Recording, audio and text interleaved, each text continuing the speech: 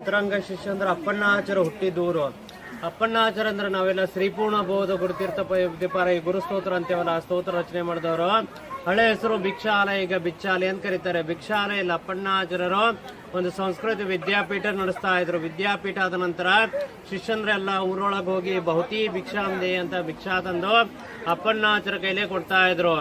ಅಪ್ಪಣ್ಣಾಚಾರ್ಯರಲ್ಲಿ ಶ್ರೀಪಾದರಾಜರು ಸ್ಥಾಪನೆ ಮಾಡಿದ ಉಗ್ರ ನರಸಿಂಹ ಸ್ವಾಮಿಗೆ, ಇಲ್ಲಿ ವ್ಯಾಸರಾಜರು ಸ್ಥಾಪನೆ ಮಾಡಿದ ಆಂಜನೇಯ ಸ್ವಾಮಿಗೆ ಅಭಿಷೇಕ ಮಾಡ್ತಾ ಇದ್ರು. ಅಭಿಷೇಕ ಮಾಡಿದ ತೀರ್ಥ ಶಿಷ್ಯಂದ್ರ ತಂದಿದ್ದ ಭಿಕ್ಷೆ ಮೇಲೆ ಪ್ರೋಕ್ಷಣೆ ಮಾಡಿದ್ರೆ ಬೆಂಕಿಲ್ಲದನೆ ಅನ್ನ ಆಗ್ತಾ ಇತ್ತು. ಅದಕ್ಕೆ ಭಿಕ್ಷಾಲಯ ಅಂತ ಹೆಸರು. ಶಿಷ್ಯಂದ್ರ ಮನೆ ಮನೆಗೆ ಹೋಗಿ ತಂದಿದ್ದು ಭಿಕ್ಷಾಲಯ ಅಂದ್ರೆ ಸಂಸ್ಕೃತನಲ್ಲಿ ಅಗ್ನಿ.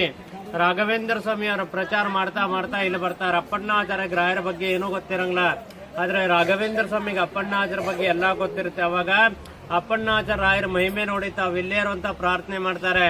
ಅವಾಗ ಅಪ್ಪಣ್ಣಾಚಾರ್ಯ ಪ್ರಾರ್ಥನೆ ಕೇಳಿ ರಾಘವೇಂದ್ರ ಸ್ವಾಮಿ ಅವರು ಈ ಬೃಂದಾವನ ಸ್ಥಳದಲ್ಲಿ ಕೂತು 13 ವರ್ಷ 13 ಇಯರ್ಸ್ ಹೋಮ ಜಪ ತಪ ಅನುಷ್ಠಾನ ಮಾಡಿದ ಸ್ಥಳ.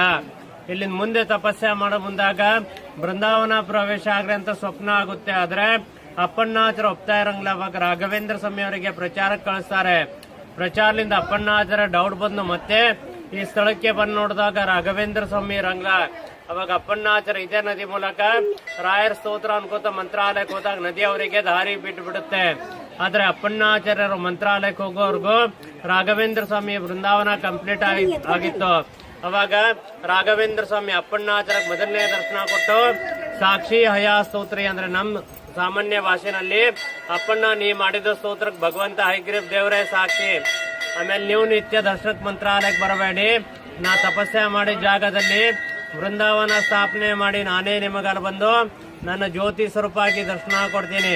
ಅವಾಗ ಅಪ್ಪಣ್ಣಾಚಾರ್ಯ ಮಂತ್ರಾಲಯದಿಂದ ಇಲ್ಲಿ ಬಂದು ಏಕಶಿಲಾ ಒಂದೇ ಕಲ್ಲಿನಲ್ಲಿ ಬೃಂದಾವನ ಸ್ಥಾಪನೆ ಮಾಡಿದಾಗ ಪ್ರತ್ಯಕ್ಷ ರಾಘವೇಂದ್ರ ಸ್ವಾಮಿನೇ ತಮ್ಮ ಜ್ಯೋತಿ ಸ್ವರೂಪನ ದರ್ಶನ ಕೊಟ್ಟಿದ್ದಾರೆ. ಈ ಸ್ಥಳ ಬಿಟ್ರೆ ಜಗತ್ನಲ್ಲಿ ಒಂದೇ ಕಲ್ಲಿನಲ್ಲಿ ಬೃಂದಾವನ ಎಲ್ಲೂ ಇಲ್ಲ. ಅದಕ್ಕೆ ಏಕೈಕ ಏಕಶಿಲಾ ಬೃಂದಾವನ ಅಂತ ಕರೀತಾರೆ. ಏಕೈಕ ಅಂದ್ರೆ ಇದು ಒಂದೇ ಬೃಂದಾವನ ಇದೆ, ಯಾವ್ದು ಒಂದೇ ಶಿಲೆನಲ್ಲಿ ಸ್ಥಾಪನೆ ಮಾಡಿದ್ದಾರೆ.